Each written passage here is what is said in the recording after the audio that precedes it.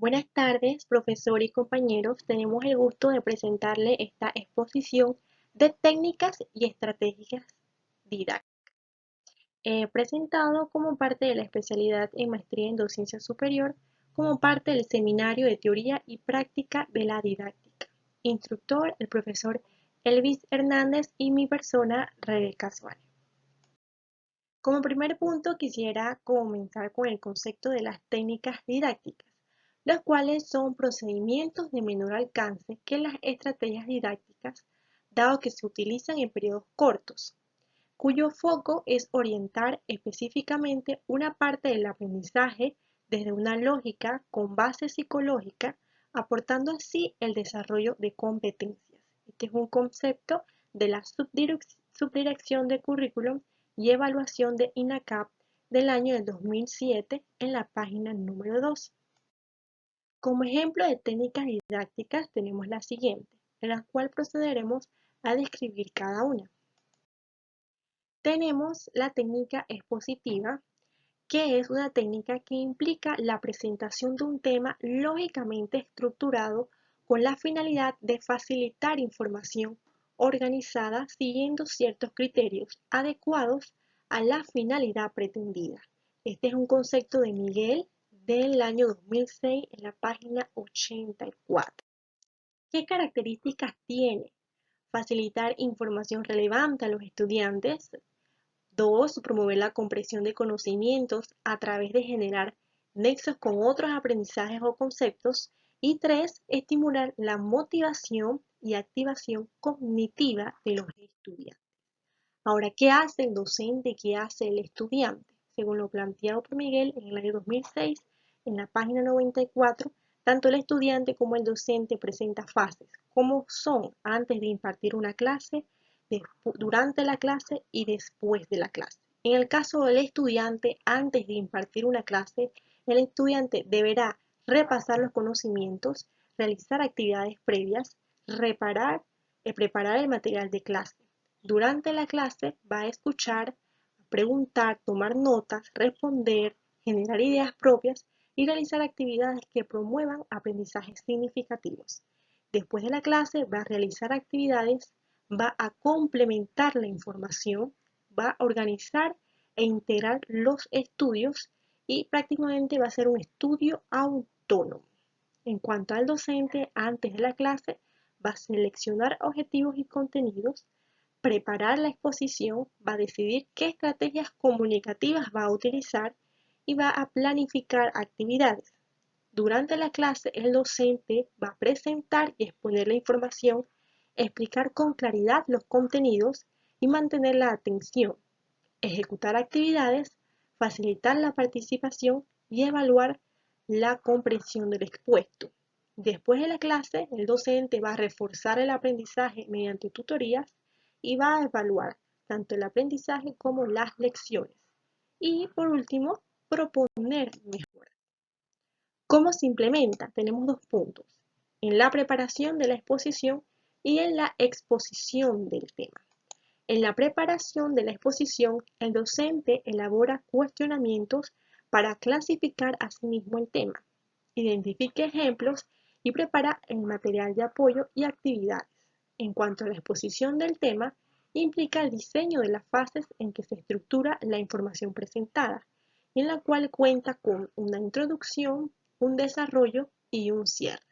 En la introducción, que deberá tomar el 10% del tiempo para despertar interés, pesquisar el aprendizaje previos, captar la atención del estudiante, resaltar la importancia del tema y propiciar un ambiente adecuado. En cuanto al desarrollo, que toma el 65% del tiempo para organizar las ideas a partir de una secuencia lógica y conectarlas entre sí, verificar la comprensión y realizar actividades y también, muy importante, utilizar apoyos visuales. En cuanto al cierre, que cuenta con un 25% del tiempo, es la fase que cuenta con resumir ideas expuestas, consolidar la estructura conceptual y conectar conocimientos adquiridos con conocimientos previos. ¿Cómo utilizar esta técnica de clase expositiva? Según Miguel, en el año 2006, la clase expositiva como técnica es útil para el desarrollo de aprendizajes de conceptualizaciones complejas que requieran ser presentadas previamente por el docente, para el procesamiento de la información facilitada, para la adquisición, comprensión y sistematización de conocimientos específicos, para el desarrollo de habilidades que faciliten el pensamiento propio del estudiante, para el desarrollo de estrategias de planificación y organización, y para el desarrollo de la motivación, atención y esfuerzo para el aprendizaje. ¿Qué beneficios ofrece esta técnica? Fácil estructuración de los contenidos, es aplicable a casi todos los contenidos, son flexibles, sistematizan y sintetizan conceptos, puntos de vista, experiencias desarrollados por el profesor. Ahora tenemos la técnica de la demostración, que es una técnica didáctica a través de la cual se explica un proceso o procedimiento y se muestra evidencia de cómo funciona o cómo se opera. La demostración es una técnica tanto visual como verbal. Este concepto fue presentado por Mora en el año de 1900. ¿Qué características tiene esta técnica? Bueno, básicamente el profesor demuestra una operación tal como espera que el alumno aprenda a realizar, y si el proceso es complicado, le deberá separar en pequeñas unidades de instrucción, según el concepto de Miguel de 2006. El observar una demostración correcta proporciona varios tipos de información, ya que permite formarse una representación mental de movimiento correcto que guiará al estudiante a su ejecución.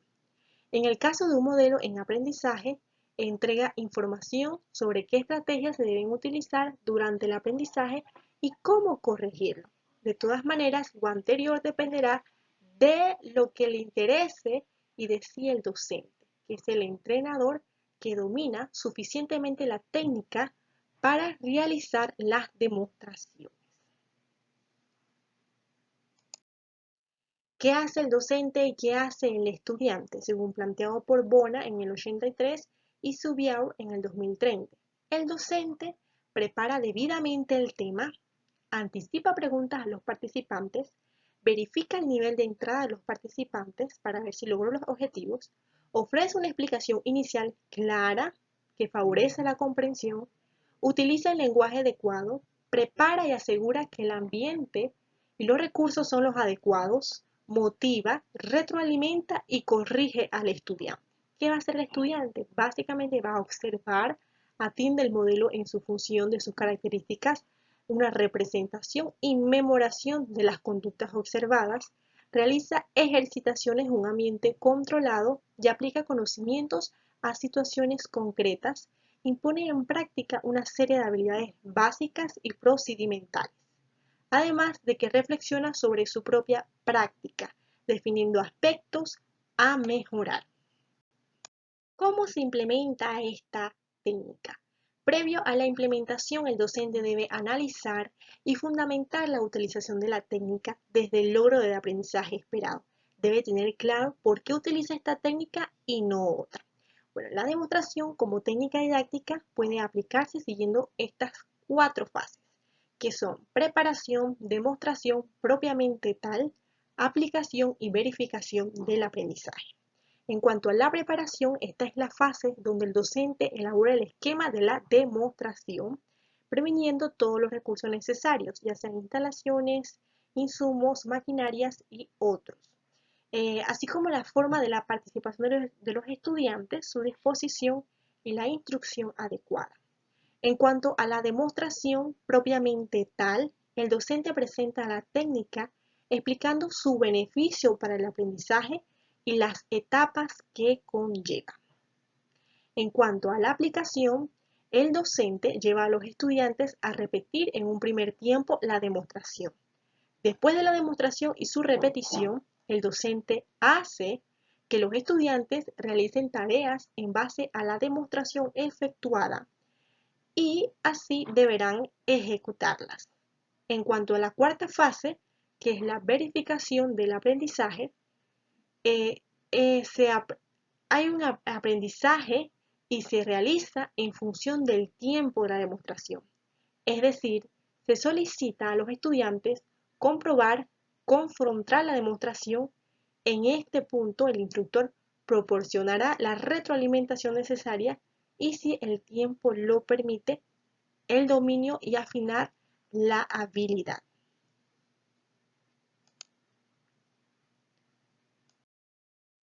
¿Cuándo utilizarlo? De acuerdo a Miguel en el 2006, las demostraciones son útiles en actividades prácticas, ya sea como prácticas de laboratorio o clases prácticas. Como tales, con el material, el instrumental y los recursos necesarios para el desarrollo de una demostración, experimentos, etc., relacionados con los conocimientos propios de la materia. Cuando el docente efectúa demostraciones de aplicaciones concretas de conocimientos previos, resuelve problemas o ejercicios modelos, muestra el funcionamiento y la utilización de instrumentos o aparatos según los que sean necesarios, diseñada para ilustrar los principios teóricos. ¿Cuáles son los beneficios que ofrece esta técnica de demostración? Bueno, facilita la verificación casi inmediata del aprendizaje, hay una interrelación entre profesor y alumno, permite la intervención de varios sentidos, lo cual facilita el aprendizaje, permite la repetición si el objeto de aprendizaje no es muy complejo, la teoría es de una aplicación inmediata, el grado de aprendizaje se detecta durante la instrucción y los errores se corrigen en el momento. La técnica de la simulación. Esta técnica consiste en la representación espontánea o esperada de una situación real o hipotética para demostrar un procedimiento o problema o información relevante para los aprendizajes del curso, según el concepto de Rodríguez en el año 2007. ¿Qué hace el docente y qué hace el estudiante? Según Schiefbein y Fleischmann en el año 2003, tanto el docente como estudiante. ¿Qué es lo que hace? En cuanto al docente, va a diseñar y a planificar las actividades que quiere desarrollar, introduce a los participantes en la actividad, observa la actuación de sus alumnos, retroalimenta, evalúa, corrige de manera oportuna y contextualizada, y en las simulaciones complejas se requiere que el docente haya realizado previamente la demostración. En cuanto al estudiante, tiene las responsabilidades y pueden ejercer sus acciones siguiendo los procedimientos. Identifican sus responsabilidades por los que actuarán o cómo se comportarán en dicha situación. Indagan los tipos de intereses o realidad para poder actuar de manera competente y deben distanciarse de la simulación y reflexionar sobre el proceso y los resultados. ¿Cómo se implementan? Cuentan con 4 fases, las cuales consiste en fase de organización, fase de introducción, fase de interacción y fase de evaluación. En la fase de organización, las simulaciones no pueden ser improvisadas, se deben analizar las características de los estudiantes y del ambiente de aprendizaje. Si es así, estructurarlas. Además, es preciso organizar las situaciones de modo que se acerquen lo más posible a la realidad. En cuanto a la fase de introducción, el docente presenta la técnica explicando su beneficio para el aprendizaje. En cuanto a la fase de interacción, los estudiantes simulan acciones individualmente o en grupos que pueden ocurrir en muchas rondas de simulación. Y en la fase de evaluación, en esta etapa, donde se juzga y estima el éxito, fracaso, así como la calidad y el desarrollo y la ejecución de la simulación. ¿Cuándo utilizarlo? Se puede usar técnica, resulta ser afín con áreas de conocimiento relacionadas con medicina e ingeniería. Considera que esta estrategia es de utilidad cuando se desea desarrollar. También responder ante incertidumbre, la aplicación de conocimientos y procedimientos y habilidades rutinarias. ¿Qué beneficios ofrece la simulación? Obliga al estudiante a demostrar lo que aprendió, a cómo reacciona en esa situación, permite la obtención de datos realistas, favorece el entrenamiento de resultados de investigaciones, favorece la autoevaluación y puede acortar los periodos necesarios para aprender y aplicar lo aprendido ante estas nuevas situaciones. Este es un concepto de Berman y Sam en el año 2014. ¿Qué características tiene?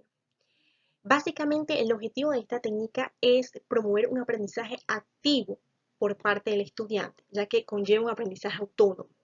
El contenido es dirigido, es decir, se selecciona el material más relevante en el que se quiere trabajar.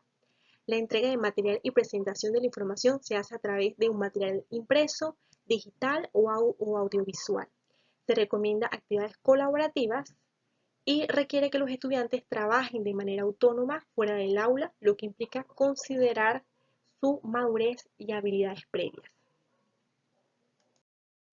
¿Qué hace el docente y qué le hace el estudiante? El docente explica a los estudiantes la lógica de la técnica, define claramente el producto esperado que quiere de las actividades, genera actividades de aula que efectivamente impliquen la aplicación de lo analizado fuera de clases, estar atento durante la actividad en el aula, evalúa si los estudiantes han logrado conceptualizar adecuadamente la información. El estudiante va a preguntar en caso de dudas, va a respetar los tiempos otorgados a realizar la actividad y va a compartir lo analizado fuera del aula con sus pares, dando y recibiendo esa retroalimentación en pos de lograr ese aprendizaje esperado por el docente. ¿Cómo se implementa el aula invertida? Bueno, antes de la clase, el alumno estudia los temas a su propio ritmo mediante videos y textos u otros materiales que de manera autónoma haya buscado. Durante la clase, se comparte esa información de manera colaborativa y se aplica lo aprendido en situaciones concretas.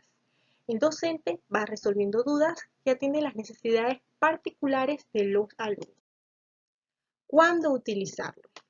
Cuando se desee promover el aprendizaje autodirigido, cuando se necesite supervisar y guiar las actividades prácticas, ya sea por complejidad o por el equipamiento involucrado, y cuando se desee promover un trabajo colaborativo para promover el aprendizaje en estudiantes adultos en modalidad de estudio.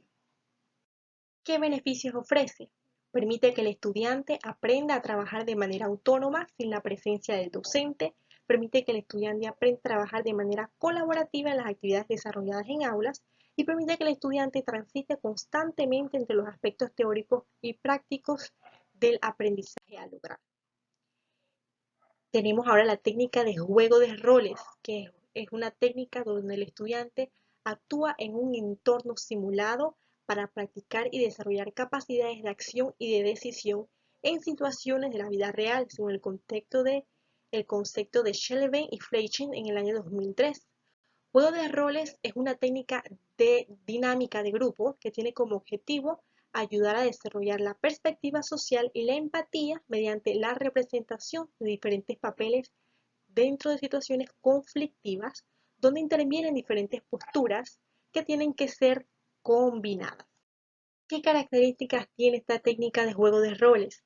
En esta técnica los estudiantes asumen una identidad distinta, un rol distinto, con el que deberán enfrentarse a situaciones problemáticas, ya sean reales o hipotéticas.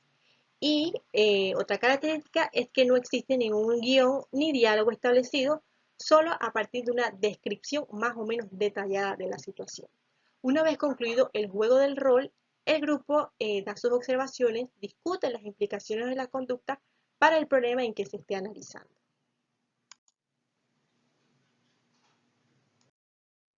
¿Qué hace el docente y qué hace el estudiante? Según lo planteado por Fernández en el 2006, las tareas realizadas serían, por el docente, facilita y genera confianza en sus estudiantes, promueve la participación, desarrolla la experiencia que sean congruentes con los contenidos establecidos, establece la dinámica de juego y maneja y dirige la situación controlando el grupo, favorece la reflexión posterior a la experiencia y en situaciones complejas se requiere ser además director del juego.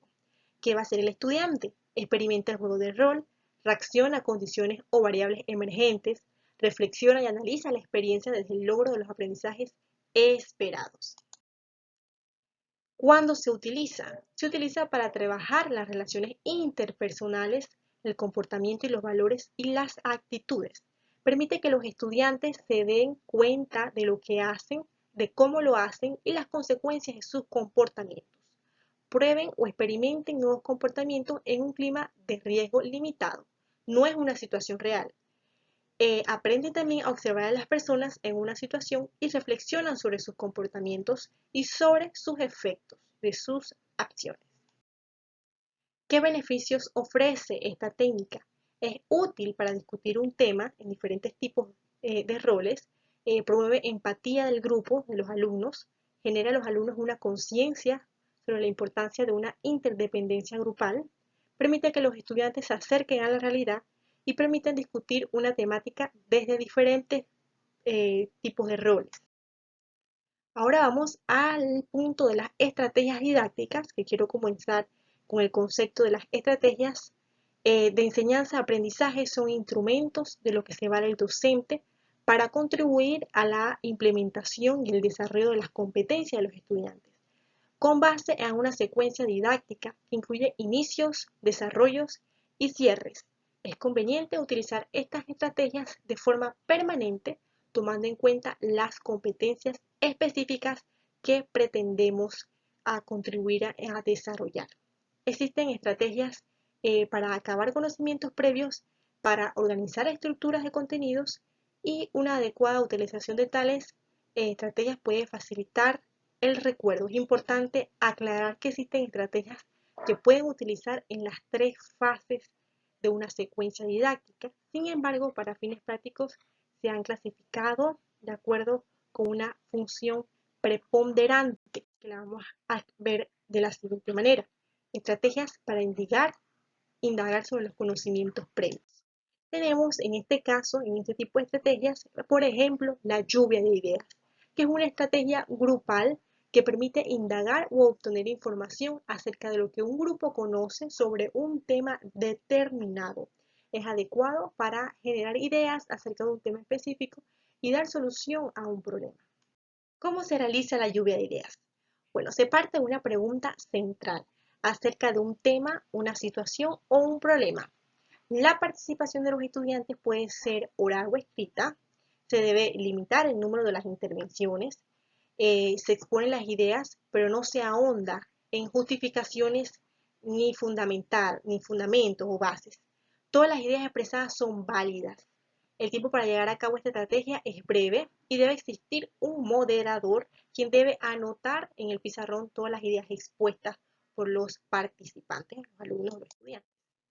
¿Para qué se utiliza? Se utiliza para favorecer la recuperación de la información, indagar conocimientos previos, favorecer la creación de un nuevo conocimiento, aclarar concepciones erróneas, resolver problemas, desarrollar la creatividad, obtener conclusiones grupales y propiciar una alta participación de los alumnos.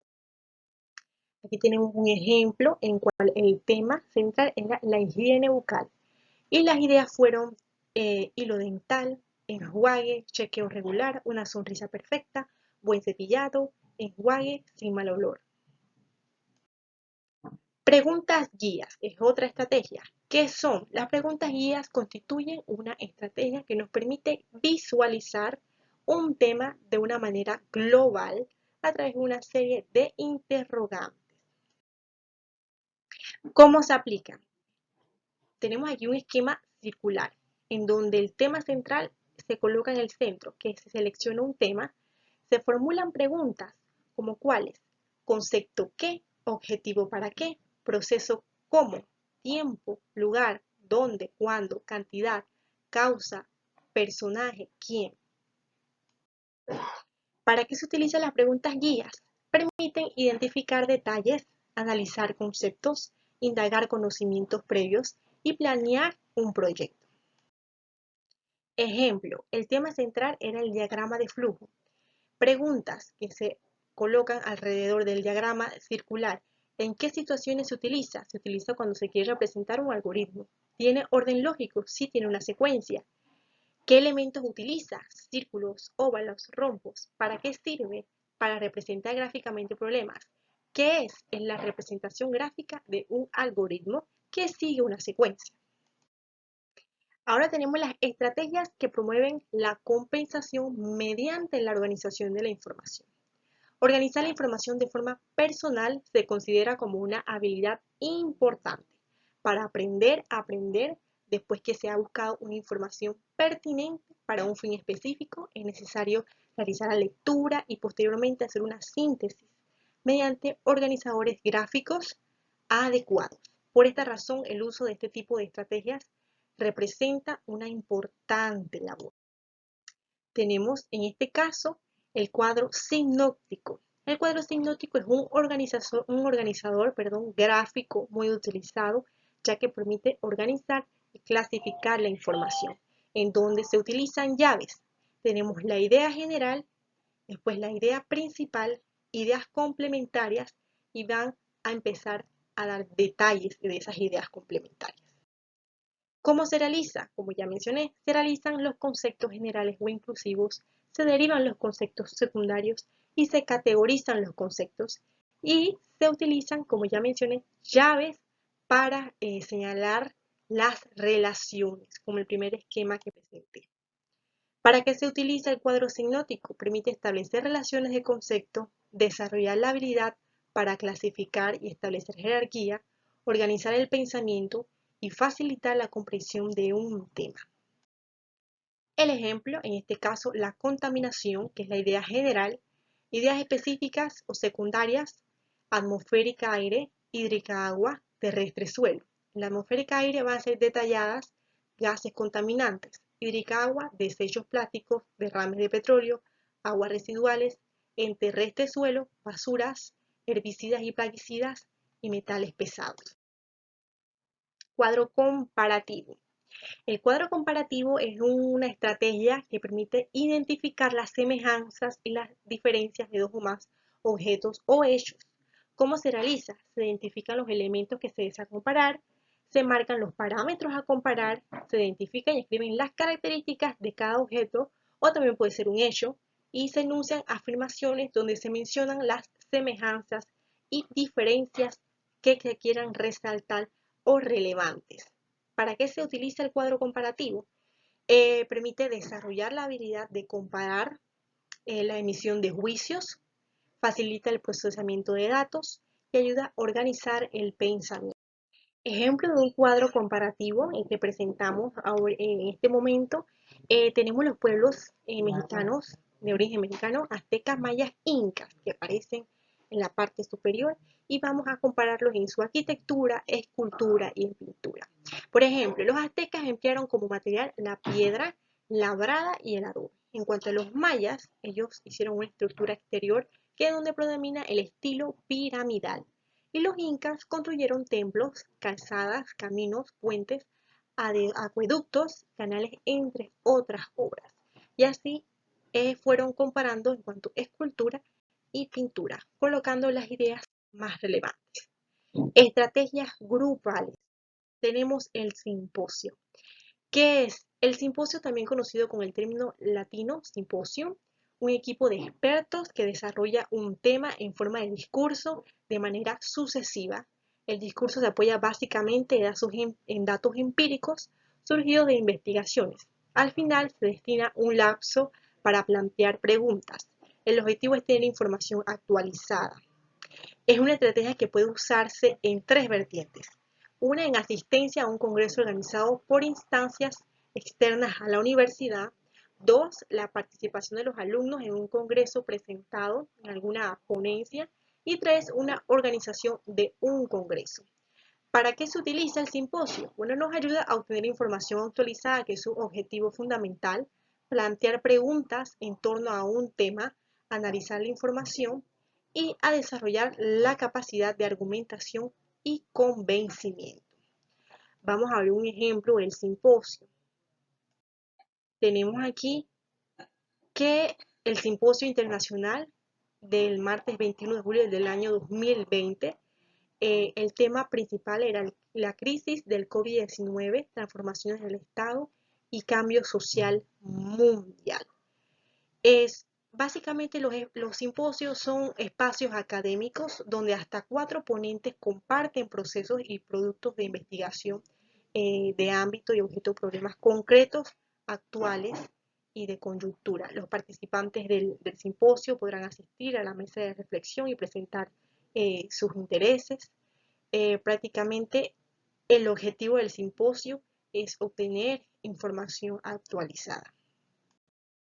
Como conclusión e importancia de resaltar las técnicas y estrategias didácticas, puedo mencionar que ambas, tanto las estrategias como las técnicas, residen en aportar y aumentar la capacidad de la organización de la información de una manera lógica, una integración de nuevas relaciones de conceptos, identificar ideas relevantes y previas de la materia.